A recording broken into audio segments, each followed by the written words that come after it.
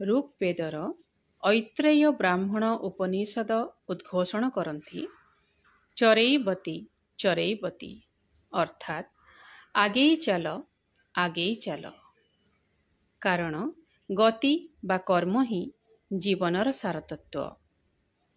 पवित्र ओडिया भागवत निर्णय करती कर्महु नाही आन देव भोतात कर्म पादे सेव ए जीव निज कर्म फल भुंजई रही ए शयळ। एही मर्मरे लिखित प्रतीक धर्मी क्षुद्र कविताटीए मु लोपामुद्रा आपण मानक पई पाठ करुछि। कविताटीर शीर्षक शून्य तरंग।